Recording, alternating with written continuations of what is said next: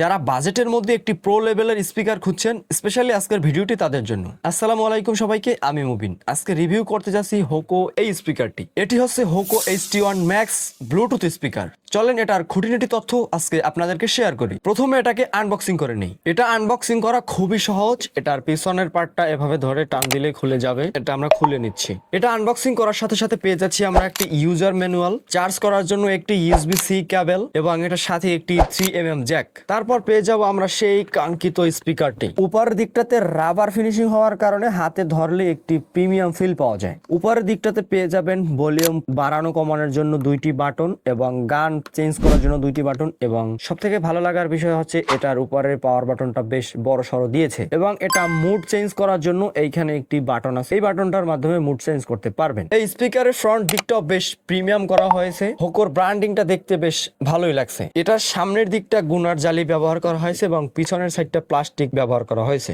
এবং এটার পিছনে পেয়ে যাবেন AUX পোর্ট, চার্জ দেওয়ার জন্য চার্জিং পোর্ট, TF কার্ড ঢুকানোর পোর্ট, USB পোর্ট। সব দিক মিলিয়ে বলতে গেলে হোকো HT1 ম্যাক্স একটি প্রিমিয়াম স্পিকার। এবার কথা বলবো মূল পয়েন্ট, সাউন্ড কোয়ালিটি নিয়ে। এই স্পিকারটিতে 40 ওয়াট আউটপুট হওয়ার কারণে হেভি বেস এবং হেভি সাউন্ড এটা থেকে পাওয়া যাবে। এই বক্সটিতে ব্যবহার করা হয়েছে 66mm ডুয়েল স্পিকার ইউনিট, যার কারণে সাউন্ড হয় লাউড আর ক্লিয়ার এবং ডিপ বেস। এটা ইনডোরে বেশ ভালোই পারফরমেন্স করে। আউটডোর বা ছোট পার্টিতেও ভলিউম নিয়ে কোনো কমপ্লেন থাকে না। এবার কথা বলবো এটার কানেক্টিভিটি ও ফিচার নিয়ে। এই স্পিকারটিতে ব্লুটুথ ভার্সন 5.4 থাকার কারণে স্টেবল কানেকশন যে কোনো ডিভাইসের সাথে খুব সহজেই কানেক্ট করা যায়। এটা শুধু ব্লুটুথ নয়, এছাড়া USB pen drive, TF card, AUX এর মাধ্যমে এটাকে গান বাজাতে পারবেন। TWS সাপোর্ট থাকার কারণে দুইটা স্পিকার কানেক্ট করা যাবে। এবার কথা বলবো এটার ব্যাটারি নিয়ে।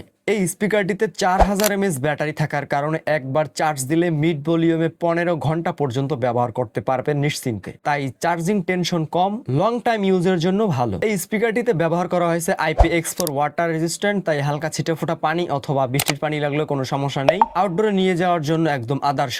বডি বিল্ডটাও শক্ত, হাতে নিলে প্রিমিয়াম ফিল দেয়। এবার এটার ভালো দিক এবং খারাপ দিক নিয়ে কথা বলা যাক। প্রথমে আমরা ভালো দিকগুলো নিয়ে কথা বলছি। এই স্পিকারটিতে 40 ওয়াট আউটপুট থাকার কারণে বেশ ভালোই একটা সাউন্ড এটা থেকে পাওয়া যায়, clear sound oh deep base. এই স্পিকারটিতে আমরা ব্লুটুথ ভার্সন হিসেবে পাচ্ছি 5.4, তাই স্টেবল কানেকশন যে কোনো ডিভাইসের সাথে খুব সহজেই কানেক্ট করা যাবে, এবং এটাতে 15 ঘন্টা ব্যাটারি ব্যাকআপ থাকার কারণে বেশ ভালোই লাগছে। এবার এটার খারাপ দিক নিয়ে কথা বলা যাক। এই স্পিকারটিতে ফাস্ট চার্জিং সুবিধা নেই, এবং এই স্পিকারটির সাউন্ড যদি 80% প্লাস বাড়ানো হয় তবে কিছুটা সাউন্ড ফেটে যায়। বাজেটের ভিতরে এই স্পিকারটি আমার কাছে বেস্ট একটি স্পিকার মনে হয়েছে।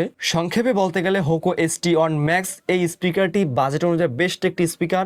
যারা ইনডোর কাঁপানোর জন্য একটি ভালো স্পিকার খুঁজছেন তারা চাইলে এই স্পিকারটি পারচেজ করতে পারেন। ডিসক্রিপশন বক্সে হোয়াটসঅ্যাপ নাম্বার দেওয়া আছে অথবা ফেসবুক পেজের লিংক দেওয়া আছে, সেখান থেকে চাইলেও সরাসরি মেসেজ করে অথবা কল করে এই প্রোডাক্ট অর্ডার করতে পারবেন। ভিডিওটি ভালো লাগলে লাইক করেন। পরবর্তীতে কোন গ্যাজেটের রিভিউ চাচ্ছেন অবশ্যই কমেন্ট করে জানাবেন। দেখা হবে নতুন কোনো ভিডিও নিয়ে। ততক্ষণ ভালো থাকুন, সুস্থ থাকুন। আসসালামু আলাইকুম।